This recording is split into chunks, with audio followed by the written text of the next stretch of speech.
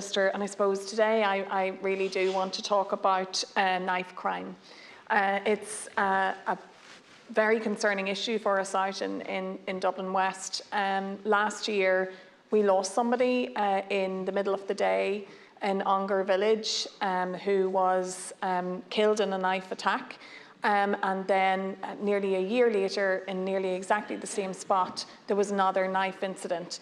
And I understand that the seizures have started to increase, but I feel that there's a bigger story here than just the bare facts that we have at the moment, and that is that the feeling is that there is much more prevalence around the possession of knives, and in some ways it's become more normalised to carry knives. And I really welcome what you are bringing to the House today in terms of maximum penalties. But I do want to, I suppose, focus on the necessity for a wider approach to tackling knife crime. And I think that the solution to that we will find that in our new local community safety partnership approach, because it isn't just about policing. This has to be a wider approach in communities where the community is involved, and that we are changing the way that we are working with communities in relation to changing behaviour and seeing results in terms of safer streets and safer communities. So of course that goes back to Garda presence, and I just want to remind people that we all agreed that Templemore had to shut during COVID, and that has had a real impact. Yes, we'd love to be in a place where we have 1,000 more Gardaí, and in fact we need a lot more than that as our population grows, but it would be nice to have a mature debate where people actually accept that has had a real impact on our Garda numbers. But in relation to the K district, I've said this before and I'll say it again. We have higher crime stats, we have a higher population, and I don't believe that we have the Garda numbers that reflect that. And you can see that in Dublin West. We also have one Garda station in Blanchardstown. We have another Garda station in Cabra, but the Blanchardstown Garda station covers all of Dublin West. Right out 5 kilometres to Ongar village, and then north again to Tyrrellstown.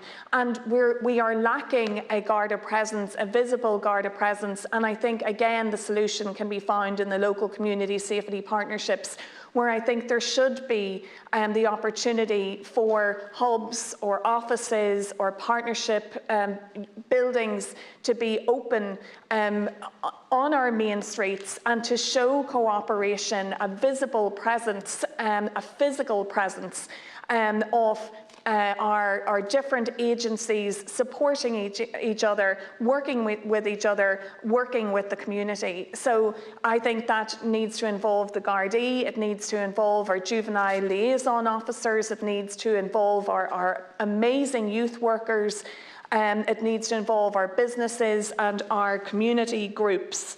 And we can see the positive presence or the positive work that our clinics, our Garda clinics do in the area, but they're not consistent and not everybody knows about them. And actually by having a presence on our main streets, I think this would make a huge difference for areas like Ongar and Tyrrellstown. And let's remember that it's very difficult to open a Garda station, but it shouldn't be as difficult to open a partnership office that can be available to the public to call into as well. I would really appreciate, Minister, that if you could update us on the local community safety partnerships. Dublin West really needs to be prioritised. We need one in Ongar, we need one in Tyrrellstown, we need one in Corduff. So I understand that it will take the form of similar to the Joint Policing Committee in that one overall structure, but there has to be room for those subgroups so that the community has ownership of their own community safety plans. And just my last point will be on youth diversion projects. Minister, the funding for youth diversion projects has doubled in recent years when it comes to the funding of these vital projects. But we have a confidence issue where people are seeing low-level, persistent antisocial behaviour, things like robbing from cars or cars being broken into, and there's so many communities across Dublin 15 and Dublin West that are being targeted, and it's really, really important that we instill confidence in the public about our youth diversion programmes, that they work, and changing and addressing that behaviour. Thank you. Okay, thank you very much. I don't think there's anybody else offering, so I will call on the Minister.